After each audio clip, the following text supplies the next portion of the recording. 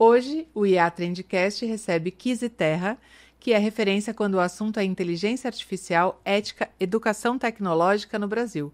Kizzy é cientista de dados, educadora e cofundadora do Programação Dinâmica, um dos principais canais do YouTube dedicados à programação, ciência de dados e inteligência artificial, que já impactou milhões de pessoas, democratizando conhecimento de forma acessível e crítica.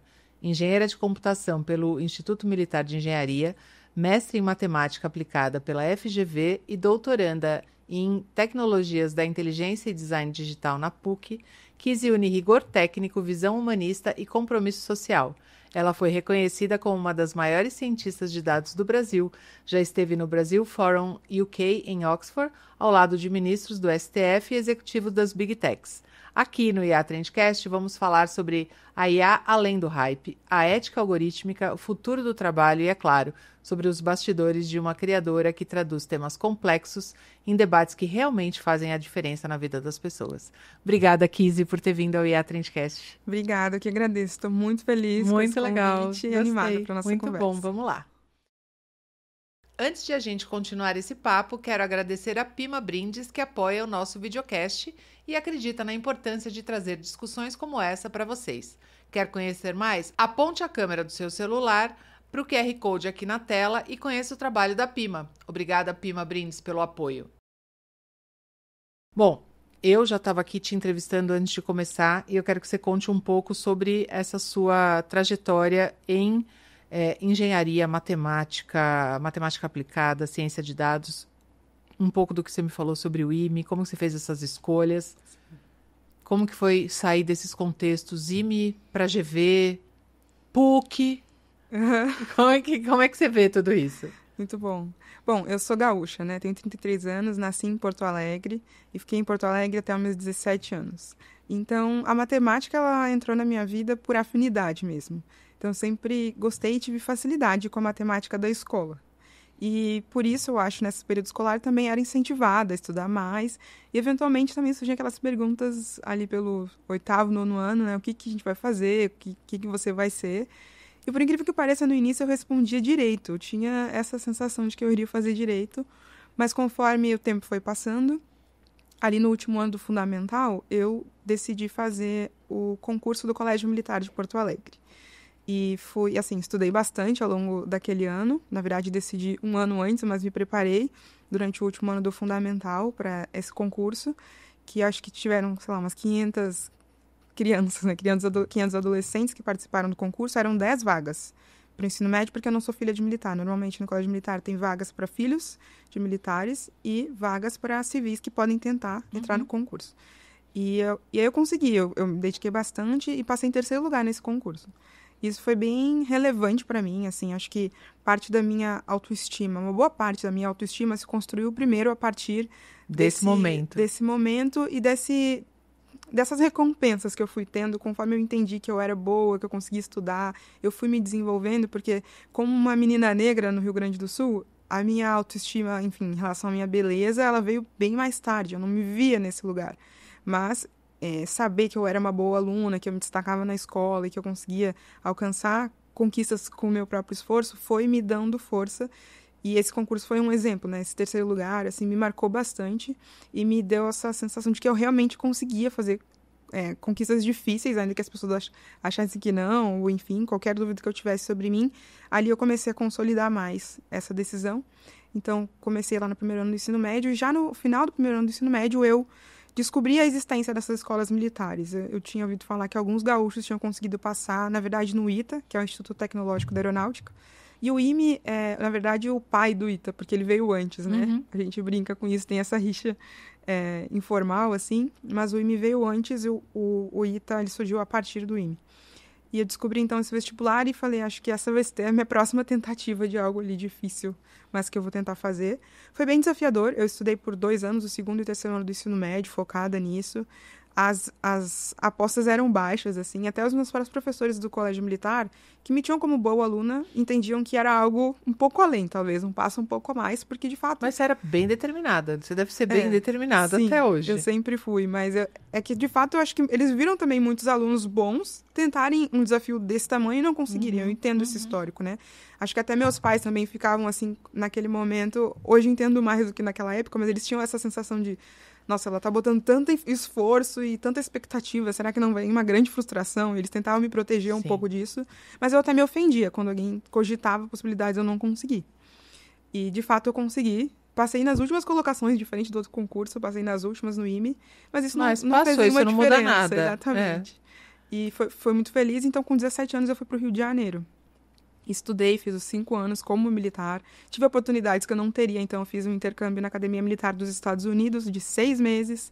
Que legal. Foi muito legal como aluna de computação e também militar, então tinha uma parte de exercício militar. Foi muito, muito incrível essa experiência para mim, né? Desenvolver inglês. Você foi para onde? Para West Point. Olha, que legal. Exato, próximo de Nova York. Então também foi um momento ali que eu tava com o quê? É uma baita academia, né? Com uns 19 anos, assim, bem nova, mas descobrindo o mundo na cidade, né? Então foi muito importante essa experiência para mim. E ainda um pouco antes de terminar essa graduação, eu descobri o mestrado em matemática aplicada da FGV. Ele tinha acabado de começar, acho que tinha 1 ou 2 anos, não tinha muitas turmas ainda. E a FGV no Rio fez um convênio com o IME. E aí, por conta desse convênio, eu fui fazer uma disciplina, achei muito legal, a infraestrutura totalmente diferente, uma instituição da outra, mas eu achei muito acolhedor, mais tranquilo também o ambiente, eu falei, acho que é aqui. Então, eu saí do exército, me formei, pedi para sair do exército e emendei esse mestrado. E aí, enfim, fiquei ali 2 anos, um pouco mais de 2 anos no mestrado, né, mais do que o tempo regular. Inclusive, para quem for fazer mestrado, confia que dá para terminar, às vezes bate um desespero. O que eu vim fazer aqui, né? Chega uma hora que bate isso, mas deu certo. Mas eu também saí do mestrado, assim, sem nenhum pique e vontade para emendar doutorado. Eu tava, não, eu quero tentar trabalhar, fazer alguma coisa. E aí, foi bem depois, acho que passou aí o quê? Eu comecei o doutorado em 23, apliquei em 22 e eu terminei o mestrado em 17. Então, passou um tempo até eu sentir também que tinha novos assuntos, coisas que eu queria pesquisar, né? E foi assim que eu cheguei na PUC, e eu acho que foi muito por causa do Diogo, do professor Diogo, que já tem uma presença digital. Uhum. Eu já, nessa época, tinha canal, então acabou que os conteúdos tinham a ver e eu conheci. E decidi, então, fazer a PUC por causa disso. Não tinha muitas referências da PUC de São Paulo além disso, mas acho que foi uma boa escolha. E você morava no Rio, ficava no Rio?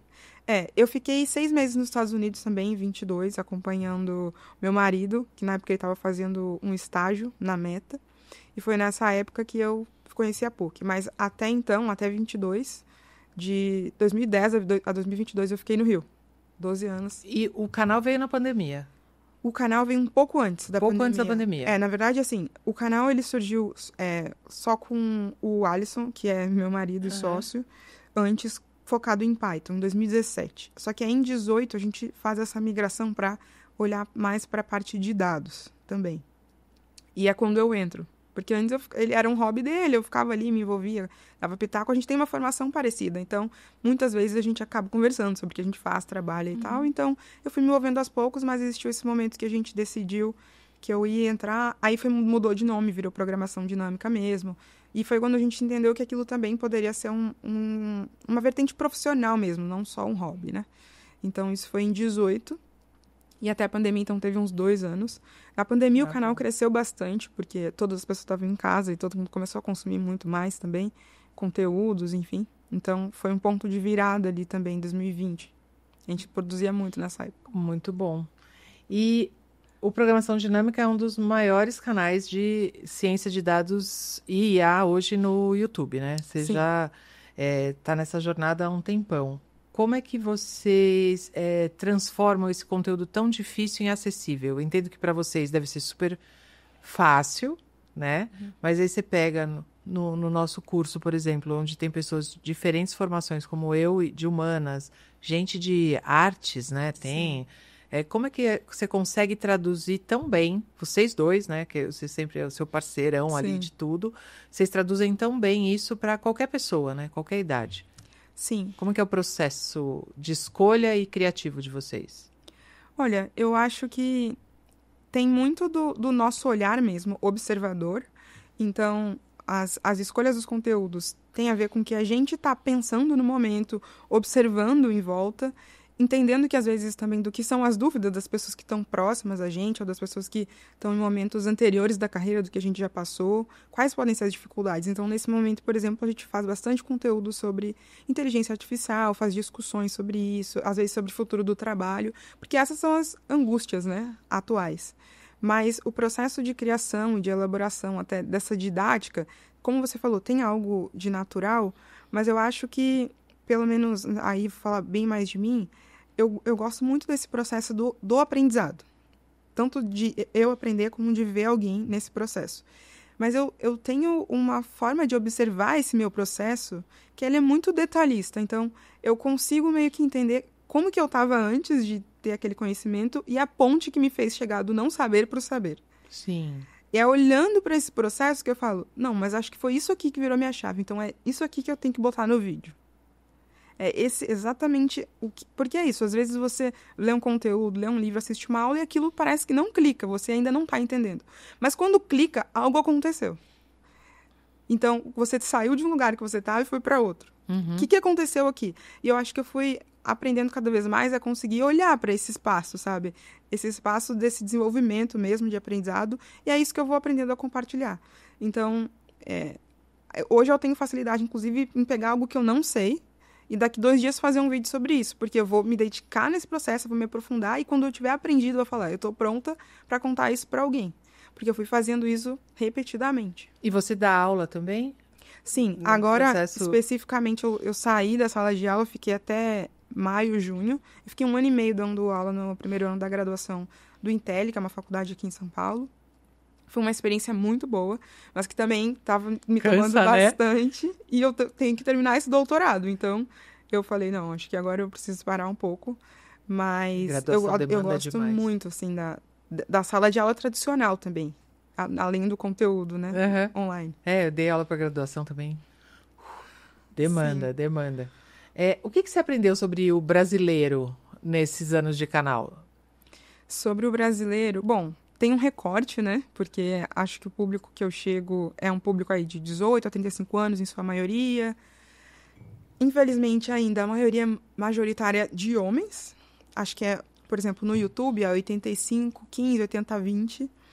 E, inclusive, essa é uma curiosidade, porque antes de eu entrar no canal, era maior ainda essa disparidade. Então, sim, a minha existência ali, a minha presença, atrai mais mulheres. Mas é uma área que hoje ainda é pouco... diversa, se a gente for olhar os números, né? Mas, então, fazendo esse recorte para, né, sei lá, como cientista, minha mente, não posso generalizar, mas, em geral, com as pessoas que a gente tem contato, né, esses brasileiros estudantes, pessoas curiosas, são pessoas que, tem muita força de vontade, eu vejo o brasileiro como uma pessoa com muita força de vontade, mas que, em geral, também tem, em sua maioria, lacunas no seu processo de aprendizado, na sua educação, às vezes, traumas também. Então, por exemplo, em relação à matemática, há muita gente traumatizada. Muito. E com a crença de que eu não sei matemática, eu não posso saber matemática. E aí a gente não está falando da matemática lá do doutor do IMPA. A gente está falando da matemática básica, que a pessoa ainda se sente muito travada e tem medo, sabe? E isso é uma pena, porque eu acredito que isso tira a autonomia da pessoa. Sim, tira mesmo. Né? Para viver, para ir no mercado, na padaria, fazer uma conta. A pessoa, ela não tem essa habilidade que não deveria ser tida como extraordinária. Existe um nível básico da matemática, que eu acho que sim, todo mundo deveria dominar, mas que não é assim, não é essa a verdade, e também não é isso que os números dizem, né? Então, tem PISA, outros testes internacionais que indicam que tem uma falha muito grande, uma lacuna muito grande nisso no Brasil. E aí isso também prejudica questões de raciocínio lógico. E, por exemplo, no aprendizado da programação e da inteligência artificial, raciocínio lógico, capacidade de resolver problemas complexos, separar isso em problemas menores, é muito importante. E a gente desenvolve muito isso aprendendo matemática. Eu tenho usado muito a inteligência artificial desde que surgiu a generativa lá atrás. Eu já usava antes os outros modelos, mas para trabalho nem tinha muito esse nome de IA, né? Verdade.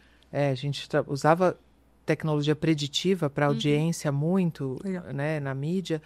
Mas eu sou dessa pessoa que falava, não, a matemática, eu sou de humanas. Eu usava essas respostas, não uso mais. é Sim. uma barreira, é difícil, mas a IA me ajudou a mudar o raciocínio. Então, eu uso modelos de reasoning ou de pensamento profundo para entender como que ele está endereçando aquela demanda. Sim. E desde que eu comecei a fazer isso, a minha forma de raciocínio mudou bastante. Assim, eu tô mais rápida no raciocínio até, né? Eu acho interessante. Como é que você aplica as ferramentas de IA no dia a dia para um processo de educação? Como que você usa elas para ensinar? Olha, eu acho que... Bom, Ou você existe tem ressalvas? Não sei. Vamos destrinchar. A Vamos minha dividir única em problemas ressalva menores. a minha única ressalva é quando eu vejo o estudante querendo delegar totalmente Sim. uma atividade, né? Sim. Porque aí, bom, ele não vai aprender. Ele só está querendo resolver o problema de entregar o trabalho, enfim. Mas eu acredito sim, e esse exemplo que você deu é ótimo, porque você aprendeu com a forma de raciocinar do modelo. Isso é incrível, né? Eu acho que é quando a gente potencializa mais a gente mesmo, e não o uso da IA, né? Acho que esse olhar que eu também tento tirar do como é que eu posso usar o melhor potencial da IA para como é que eu posso usar o meu melhor potencial estimulado ou potencializado mesmo por uma inteligência artificial. Agora, nos meus processos, varia bastante. Para o ensino, eu estimulo muito, e aí acho que isso até alinhado com um estudo que saiu recentemente lá do MIT, que fez os tais uma dos análise. 95% ou do exercício do cérebro? Do exercício do cérebro, Porque são os dois polêmicos. Um do Media Lab, que é Sim. uma área lá que eu acompanho há 1000 anos, Exato. mas eles também foram médios, vai? O do 95% é muito do pessoal dos negócios, né? Sim, eu vi esse, mas o outro lá do cérebro, que eles mencionam muito sobre essa diferença que faz de você primeiro pensar sozinho e depois usar LLM, que parece ser uma direção de potencializar, de fato, esse uso ao invés de se restringir pelo que a IA pode oferecer. Então, em termos de, assim, do que eu acho que funciona para o estudo e para o aprendizado, é muito isso, é você conseguir conduzir esse processo primeiro tentando pensar. Sim. E aí, as possibilidades para usar, bom, eu uso muito para estruturar roteiro de vídeo. Hoje, para agora, testando modelos de imagem, a Google lançou um bem recente aí que também causou um alvoroço, porque é o melhor do mercado agora, de fazer essa edição, trocar fundo sem distorcer a pessoa. Então, tem várias aplicações, e com certeza várias que eu também nem imagino ainda. Tem o VO3 lá dos vídeos, que também né, gerou vários conteúdos interessantes.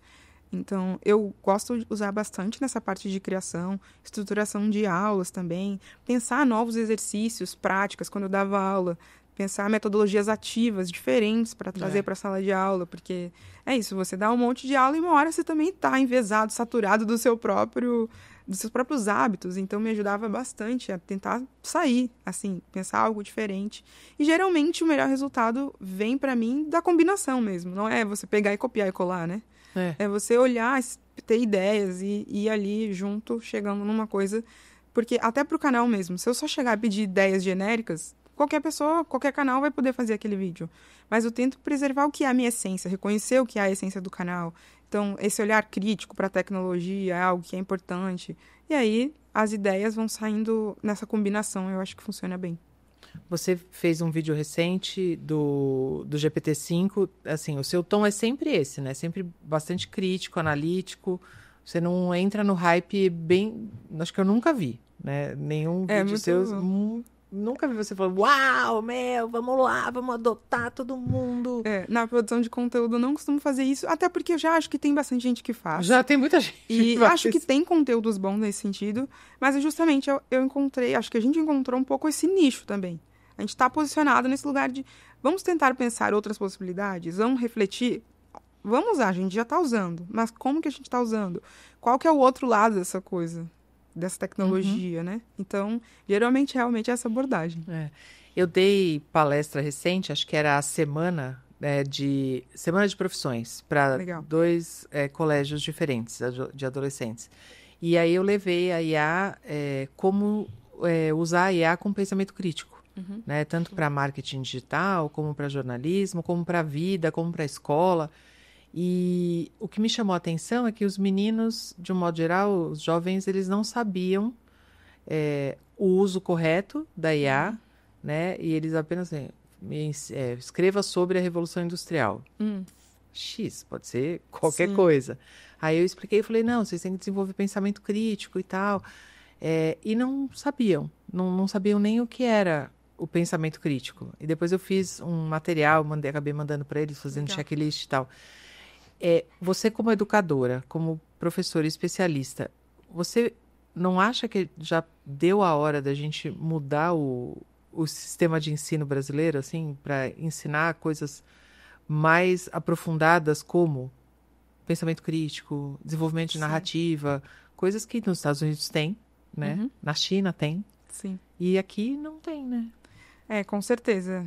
Aí você já está indo para a direção até do meu tema de doutorado, né? Que eu tô querendo olhar para isso, muito estudar bom. sobre Vamos lá, isso. conta sobre o seu tema de doutorado. Exato, que é justamente olhar para o que precisa ou não mudar nesse currículo, e aí eu vou fechar o escopo aqui mais olhando para currículos de ensino superior em computação, mas eu acho que isso se aplicaria, essa discussão, com certeza, para a educação como um todo, das competências mesmo que esses alunos precisam ter ou desenvolver, e de que maneira fazer isso, para prepará-los para esse futuro, tanto o futuro imediato, próximo, né, como o futuro que a gente ainda não sabe também, como essas ferramentas ainda vão se desenvolver, mas certamente existem discussões muito importantes. E aí você falou Estados Unidos e China, eu comecei a dar uma estudada também nos materiais da China que eles propuseram recentemente.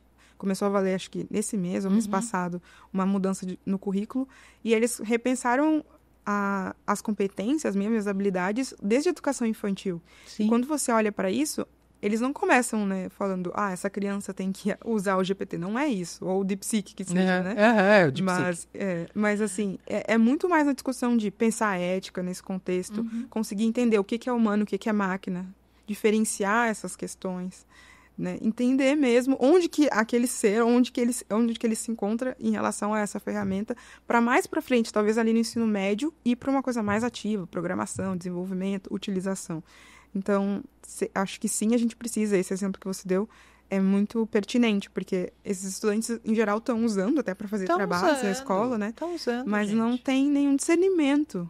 Né? Não tem um acompanhamento, uma forma ali de conseguir usar isso da melhor maneira, né? E os professores têm que ser preparados também, né? Sim. Eu não Exatamente. sei, eu não conheço, porque eu sempre só dou aula andragogicamente.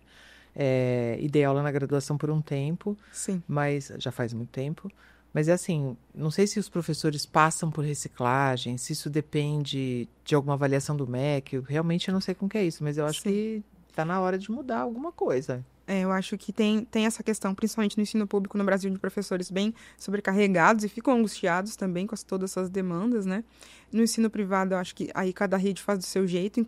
Por curiosidade, no ano passado, por exemplo, eu dei um treinamento para professores de uma rede privada, a Rede Santa Catarina, e foi muito boa essa experiência, né? Que eles pegaram os professores num final de semana, levaram eles para um hotel ali, para eles conseguirem sair da rotina daquela sobrecarga e pensar possibilidades. E um dos temas era IA, que foi a palestra que eu dei. Então, que legal. Essa é uma iniciativa que é muito boa, que faz sentido, mas que é isso, né? Você tem que ter uma estrutura, um conforto para também possibilitar que aquela pessoa se abra para o tema e não vir como mais uma obrigação, uma demanda que vai sobrecarregar no dia a dia, né? E dependendo da idade do professor, eu estava falando isso em outras entrevistas, tem dificuldade até com o uso, né? Com as habilidades, com o dispositivo. Às vezes você tem que começar 10 passos para trás para trazer a pessoa para dentro, né? Você criou o movimento Alforria, que fala de IA humanizada e diversa. Conta um pouco o que te levou a fundar esse projeto e o que consiste, onde as pessoas conseguem informação. Depois eu coloco os links todos aqui. A Alforria, então, a gente criou como um programa de mentoria, isso foi em 2021. Um pouco antes ainda desse super hype da IA. Mas já entendendo que existia essa demanda muito na nossa comunidade, vindo da nossa comunidade do Programação Dinâmica, mas de pessoas que queriam ter um acompanhamento mais próximo, queriam se desenvolver nessa área de dados, inteligência artificial.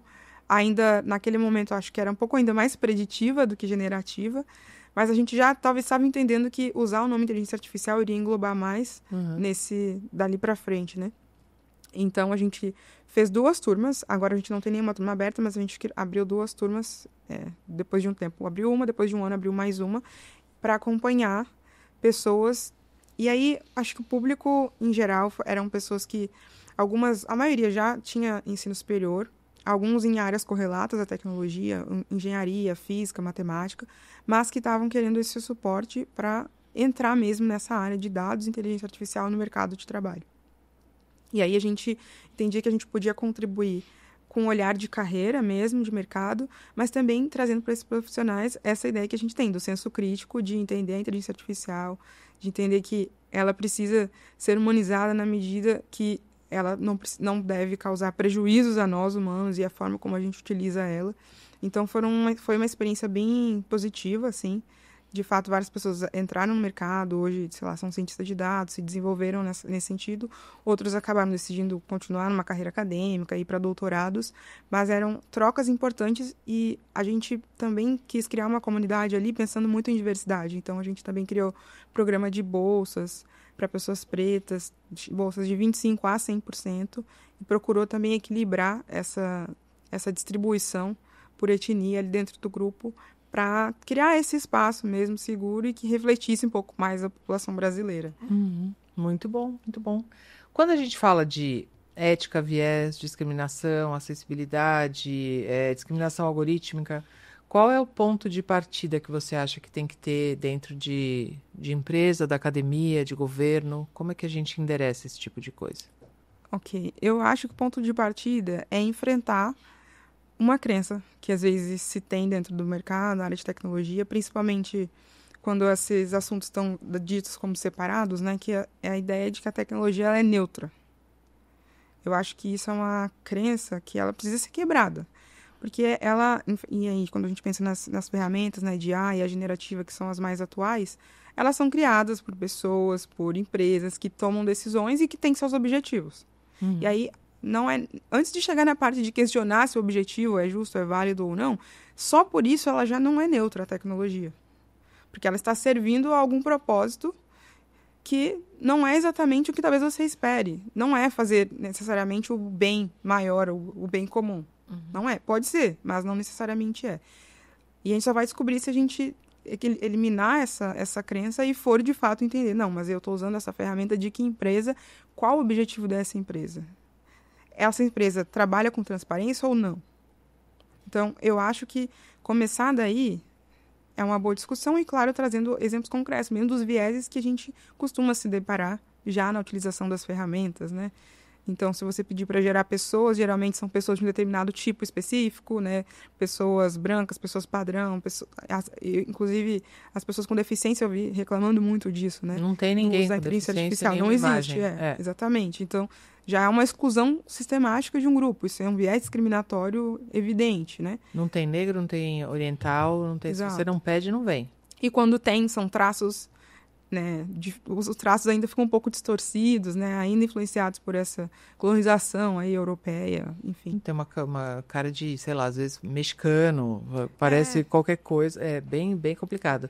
E essa coisa do prompt em inglês, né? Para imagem, se você não especificar se é homem ou mulher, por exemplo, eu com os meus públicos, eu trabalho muito com mulher, se eu não especificar que é mulher, vem sempre só homem. Executivo. Executive. Homem. Se eu não coloco mulher executiva, não vem. Sim. Eu vejo que o viés de gênero é muito nítido. Eu fiz, semana passada, eu estava dando uma aula para o pessoal de uma agência de marketing e publicidade, e aí usando IA, né? Embora eu não faça tanto conteúdo assim, eu dou palestras das pessoas como elas devem usar, né? E como elas podem, na verdade. E aí eu fui fazer esse exemplo assim, fresquinho, vou fazer de novo. Pedi uma pessoa que dá aula de computação para faculdade. No GPT-4 e no 5, para ver se ia ter alguma diferença. E ele me deu um homem. Ele me deu um homem negro, o que talvez ele já estivesse pegando o meu contexto, sua porque memória, ele sabe, exatamente. Mas ainda assim um homem, ele poderia, já que ele pegou o contexto, já que eu sou mulher, ele poderia ter pensado nisso. Mas não. Ele parou ali na cor, né? Ok, vou te dar um homem negro aqui para dar uma amenizada, mas ainda assim um homem, né? Sinto que eu também usei tive esse cuidado no prompt de não indicar o gênero para ver o que ia acontecer. Então, de fato, isso é algo que não mudou ainda. E a gente está discutindo já tem anos, tempo. Né? Alguns anos já.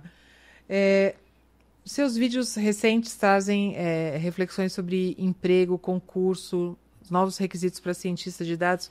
Como é que você enxerga o mercado de trabalho hoje? Quais as habilidades técnicas e humanas que você recomenda para quem está começando? Boa.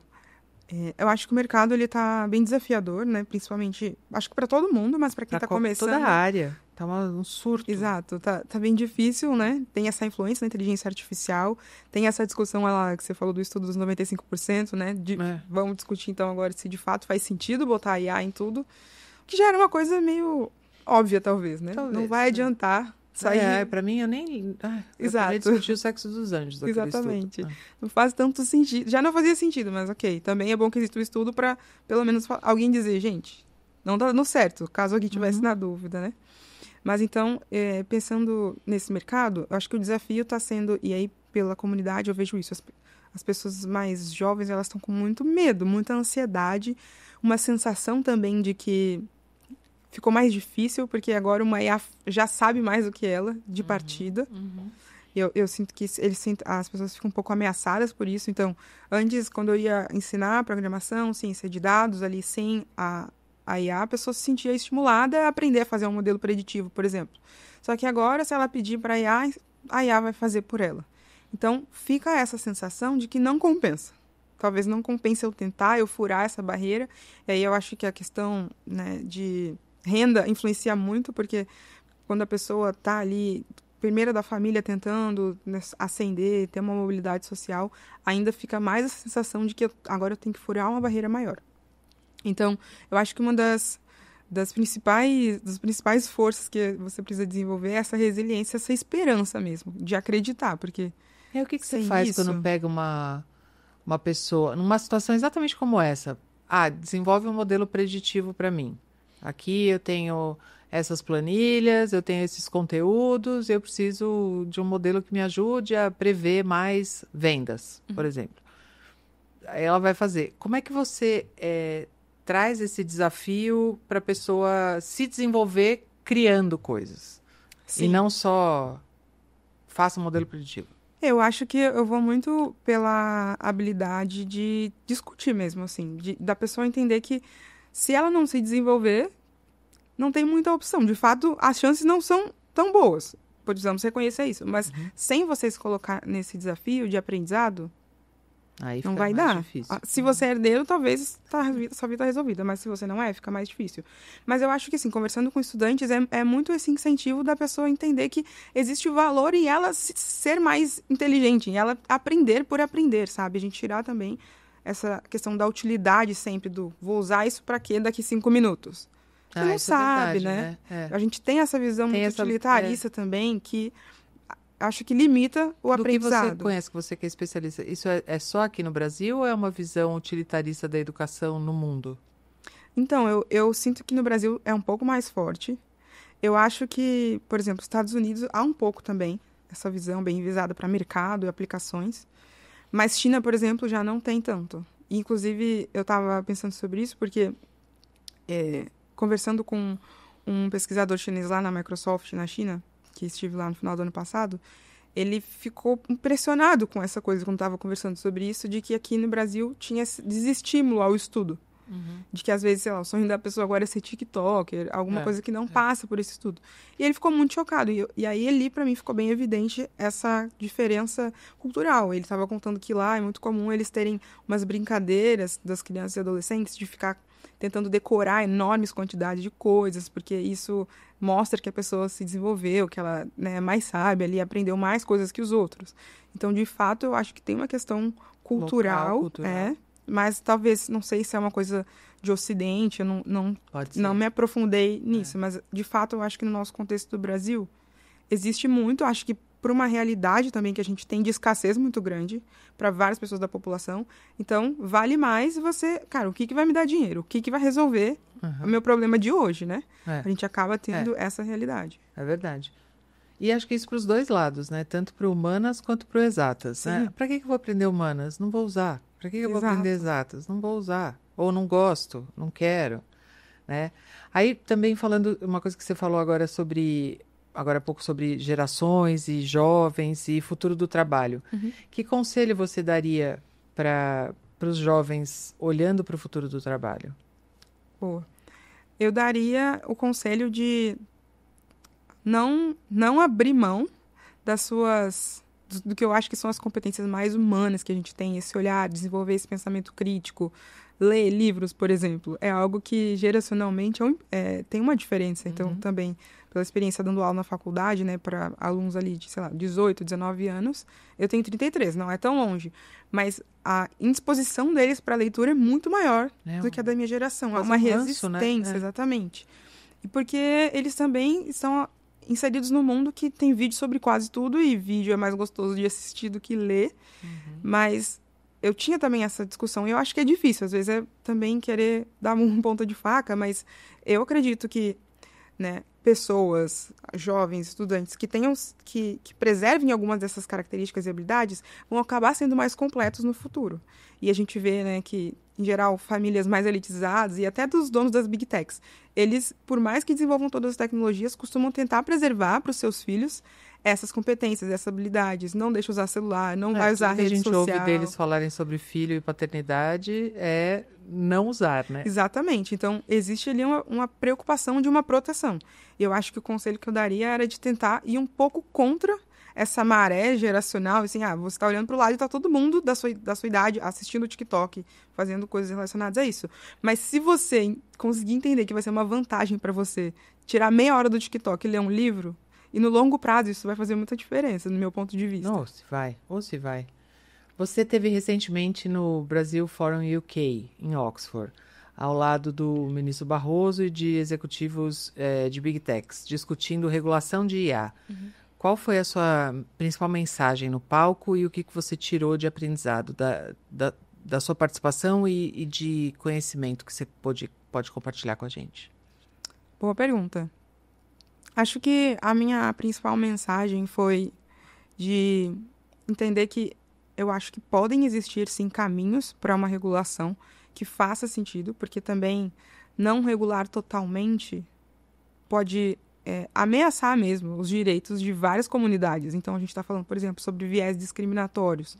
A gente sabe que as IAs têm esse tipo de problema e isso, eventualmente, causa falta de acesso às pessoas mesmo. Quanto mais a gente inserir IA em todos os serviços vai saber o que exatamente. Então, o que a pessoa vai fazer quando uma IA decidir que ela não vai ter acesso a crédito só porque ela mora no Capão Redondo? Exemplo. Como que a gente se organiza em relação a isso como sociedade? Então, eu acredito, sim, que precisa existir, de alguma maneira, um ordenamento ali que nos dê uma direção. Agora, sim, a gente também discutiu sobre o fato de que, dependendo, tem algumas regulações que dificultam e não são nem viáveis. Então, não necessariamente as empresas vão conseguir dizer exatamente como uma IA tomou aquela decisão. Sim. E aí, se você coloca essa obrigatoriedade ali na lei, você está inviabilizando o uso daquela inteligência artificial. Mas, por outro lado, você pode sim exigir uma certa responsabilização. Então, se você optou por usar a IA para esse serviço, para esse tipo de tomada de decisão, você causou um prejuízo a uma pessoa, talvez como empresa você deveria olhar para isso. Você não vai simplesmente deixar a pessoa com aquele dano, não vai fazer nada. Então, acho que a discussão e meu posicionamento foi muito mais nesse sentido e de trazer também os exemplos que eu tenho visto, os casos, para colocar ali na mesa, na discussão. Então, por exemplo, IAs que estão sendo criadas como acompanhantes e namoros, só que isso também fazendo as pessoas, né, teve esse caso mesmo de uma IA que começou a chantagear as pessoas, ela era feita para isso, para discussões de namoro, só que aí depois a pessoa, enfim, compartilhou fotos, que nem como se fosse uma pessoa, né, que vai ali e causa... Isso. Exatamente. Então, são casos graves, assim, que a gente precisa discutir, né. E eu acho que a principal mensagem que eu saí do evento como um todo foi em relação o fato de que quando a gente consegue sentar para se abrir e conversar de forma civilizada, a gente consegue estabelecer diálogos muito potentes. Então, tinha lá, como você falou, um diretor de uma Big Tech, um ministro do STF e eu. Também pensei, gente, o que eu estou fazendo aqui, né? Mas tudo bem. Muito bem colocada naquele lugar. Exato. Mas, então, pessoas diferentes, com trajetórias diferentes, que estavam ali conseguindo estabelecer um diálogo, um senso comum. O que eu vejo hoje na nossa sociedade, aqui no Brasil, por exemplo, bastante polarizada, que a gente tem cada vez mais dificuldade de sentar para conversar, e ainda que não se concorde em 100% dos aspectos, né? E a gente ainda é alimentado por inteligências artificiais que estão sempre querendo nos agradar e dizendo que a gente é incrível e que tudo que a gente faz é ótimo. Então, a gente vai se condicionando a não lidar com o contraditório, com nenhum tipo de divergência. Então, aquele evento como um todo, não só meu painel, mas outros que eu assisti, me deram essa esperança, assim, esse fôlego de, nossa, como é bom ver as pessoas, ainda que discordem, conversarem e produzir ali reflexões, pensamentos, pensar a sociedade, pensar algo que deveria ser natural, mas eu não vejo tantos espaços assim. Você acha que o Brasil tem condições de liderar um debate global sobre ética e IA? Você acredita no Sul global? Sim, eu acredito no Sul global. Acredito principalmente no poder ali da comunidade, no sentido de países do sul global se unindo para trazer discussões e colocar não tem as suas ainda, dificuldades, né, em pauta. Também não vi nenhum movimento sobre ainda. isso ainda, né?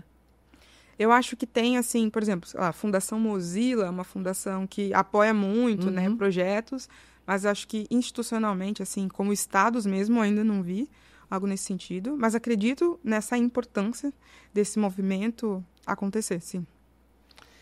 Nos seus conteúdos, qual o tema mais viralizou e que te chamou a atenção? Qual o tema mais viralizou?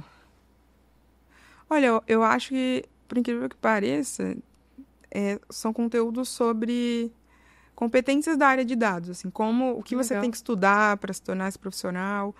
E acho até porque nos últimos anos, agora acho que tem outras profissões até que estão se destacando, mas existiu por um tempo essa ideia de o cientista de dados ganha muito bem, então as pessoas estavam bastante também procurando entrar nessa área e muita gente entrou e deu certo, assim, né? Claro, não é da noite pro dia, né? Não são promessas vazias de 6 meses você vai ser o pessoa sênior, mas eu acho que esses conteúdos em que eu falo nesse sentido do tentar dar uma direção, uma trilha do que a pessoa tem que fazer, costumam ir bem, assim, ajudam bastante. Até você falou sobre concursos, discutir os editais, mostrar para as pessoas que têm ali uma possibilidade. Isso é legal. Eu percebo que funcionam bem. E o que mais te entusiasma na pesquisa hoje? O que mais me entusiasma na pesquisa? Olha, legal essa pergunta. Eu diria que vai mudando, né? Talvez há um ano atrás, se você me perguntasse isso, seria totalmente diferente.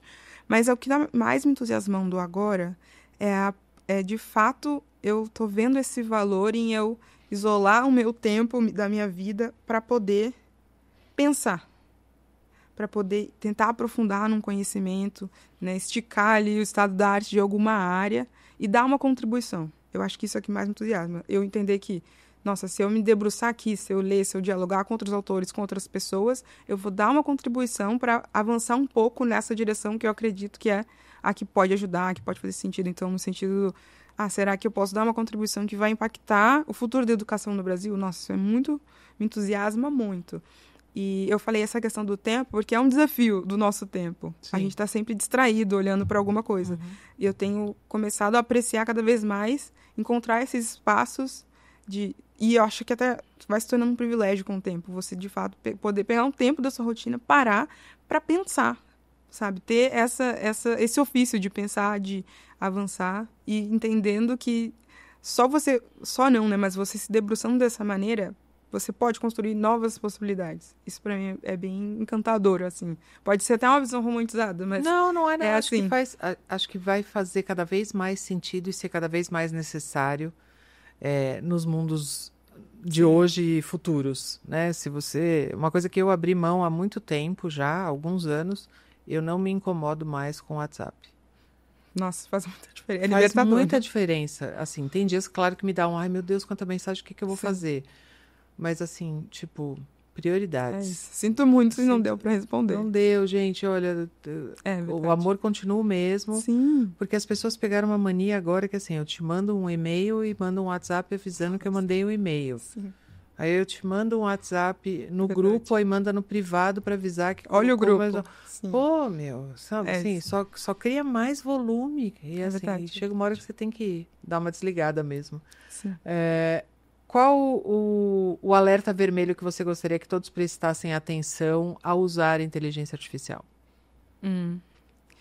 Olha, eu participei até de um evento da Fundação Itaú na semana passada, retrasada. Você estava lá? Eu Tava. não consegui ir, que legal. E o Eduardo Saron, né, que é inclusive presidente da Fundação Itaú, ele tem falado sobre direito à realidade e sobre autonomia e liberdade cognitiva. Eu acho que esse é um tema bem importante, porque conforme a gente vai, né, acessando mais, na verdade, dando mais acesso sobre a gente, sobre a nossa psique, inclusive a IA, então tem essas discussões de as pessoas estão fazendo terapia com a inteligência artificial. Quando né? eu falo com jovens, é a primeira coisa que eu falo, é isso aí. Exatamente. Então, eu acho um alerta vermelho isso, porque é o que eu falei, a tecnologia não é neutra. Existe ali você está dando uma abertura, uma possibilidade de ser influenciado de forma perigosa até, dependendo. Se E você ela foi vai... programada para é o que você falou, para Exatamente. concordar. Então, é meio grave, assim, e aí acho que pensando em crianças e adolescentes, ainda mais. Eu acho que esse é o principal alerta vermelho dessa inserção, quase que daqui a pouco aí há uma coisa onipresente que tem acesso a tudo, até ao seu pensamento, sabe? Isso eu acho bem complicado. Também acho bem complicado. E para terminar, se você tivesse que deixar uma única mensagem para quem nos ouve aqui, como que usar a IA de forma crítica e responsável? Como usar a IA de forma crítica e responsável? Tem um prompt, ou um comando ou uma palavra-chave para ser usada enquanto estiver pedindo coisas para IA? Assim, a gente tem umas formulinhas, né, de pedir, acho que dá contexto, mas eu acho que a parte de usar de forma crítica e responsável vem justamente do depois. O que você faz depois do prompt? Como você lida com aquela resposta, se lembrando de que o que a gente está falando aqui, a tecnologia não é neutra, mas você pode sim utilizar para aumentar sua criatividade, para, enfim, pensar novas possibilidades, até para conversar eventualmente num momento difícil, mas você tem que se lembrar de que pelo menos ali tem um segundo pensamento de será que é isso mesmo? Faz sentido? Sei lá, vou conversar com uma pessoa eventualmente para validar isso. Eu acho que o uso crítico, e acho que sim também, pensar em que ferramentas que a gente está usando, porque eventualmente a gente está endossando empresas que a gente não concorda com os valores delas, com o que elas estão fazendo. Então, eu acho que a gente tem que estar atento para isso. Tá ótimo. Muito obrigada por você ter vindo aqui, Kizzy. Obrigada e até o próximo IA Trendcast.